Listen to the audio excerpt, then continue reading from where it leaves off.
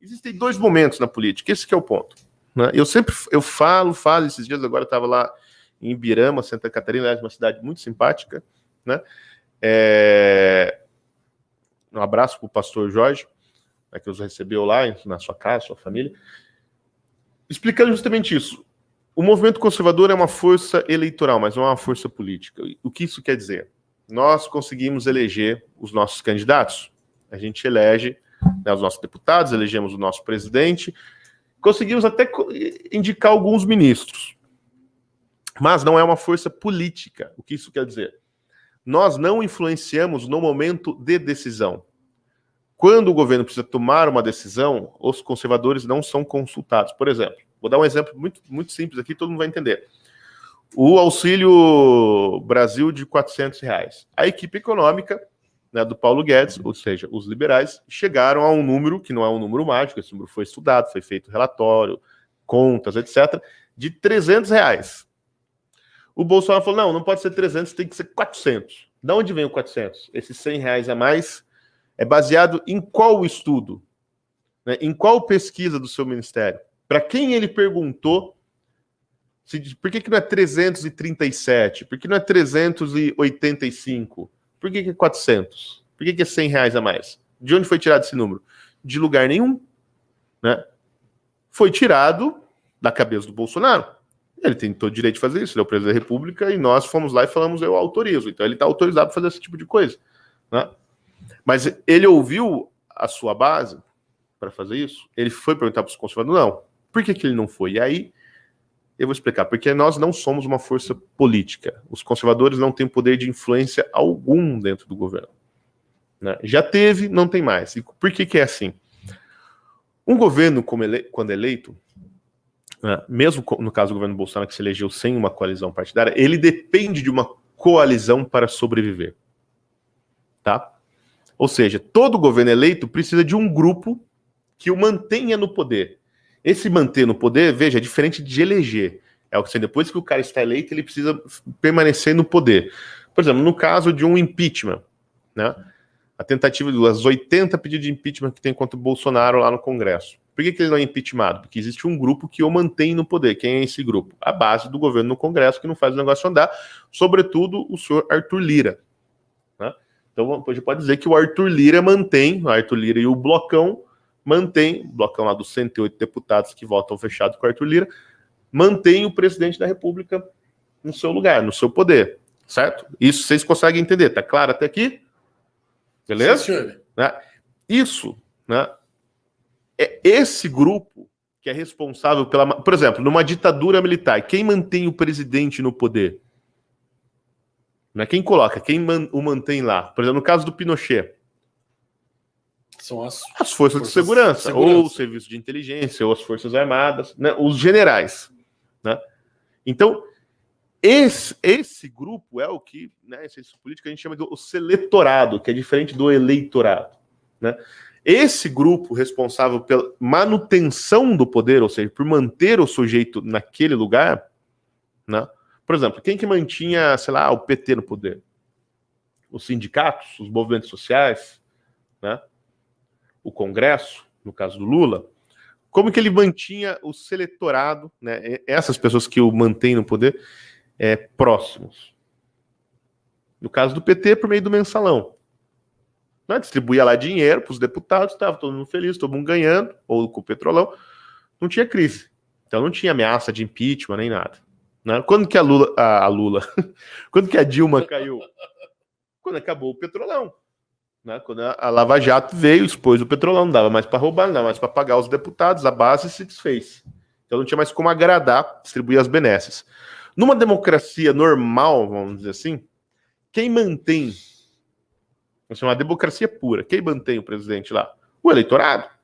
Então o que ele tem que fazer? Ele tem que distribuir as benesses públicas, né, para a maior base possível. Numa democracia, ele tem que distribuir vantagens, ou benefícios, para o eleitorado, ou seja, para toda a sociedade. Como ele faz isso? Por meio de políticas públicas. Então, políticas públicas bem feitas mantêm o presidente no poder, certo? Políticas públicas bem feitas distribuem benefícios que deixam a população feliz e o presidente no seu devido lugar. Numa ditadura, para quem que o presidente tem que distribuir benefícios? Para quem o mantém no poder, da mesma forma. É o povo que mantém o poder? Não, são os generais. Então, por exemplo, você pega o caso da Bolívia, né?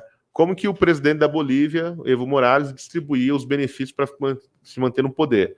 Em cada região, ele nomeava um general e aquele general virava o dono do cartel local, do cartel do narcotráfico.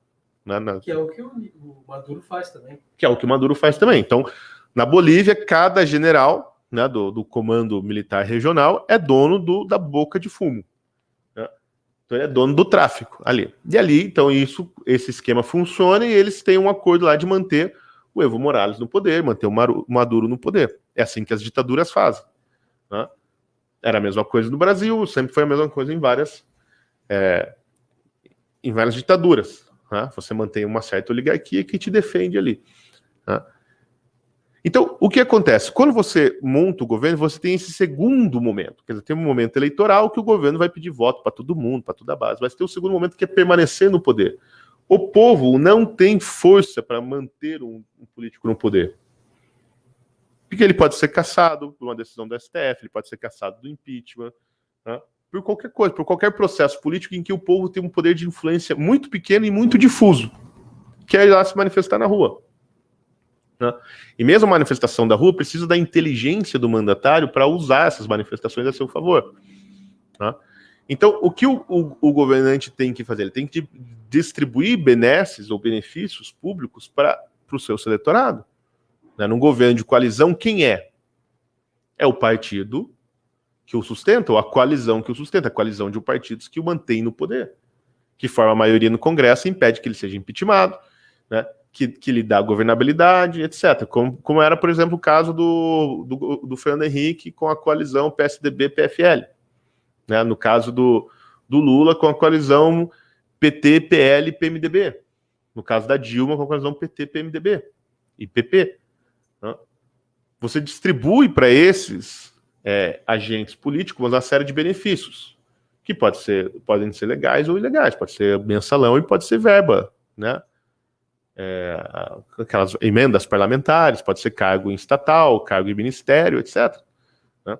É assim que funciona. Veja, isto é necessário. Agora, não é porque o Bolsonaro é filho da puta, a gente não está aqui criticando o Bolsonaro, porque assim é a política. Para o chefe do executivo, seja ele o Temer, a Dilma, o Lula, o Itamar, o Collor ou o Bolsonaro, permanecer no poder, ele precisa agradar o seu eleitorado, ou seja, aquele grupo de pessoas que garantem que ele vai permanecer no cargo. É esse grupo que ele precisa agradar em primeiro lugar, depois os outros.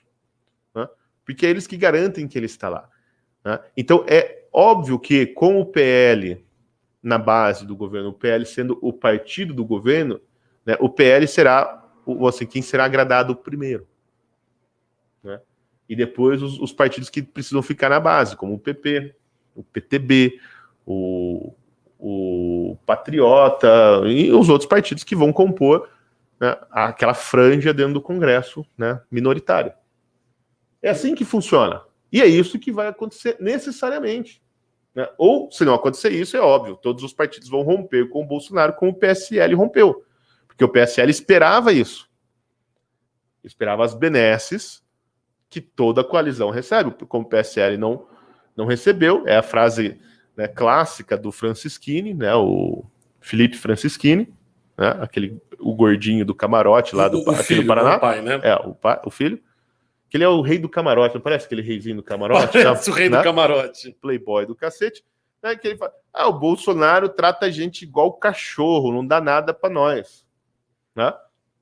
Então, por que o PSL rachou? Porque o PSL queria uma série de coisas. O Frota queria lá a Ancine, né? Um monte de gente queria, a Joyce queria, não era a Secom, o que a Joyce queria? Nem lembro. Todo mundo queria uma coisa. No PSL queria um pedaço do governo. O Bolsonaro não deu nada. Né?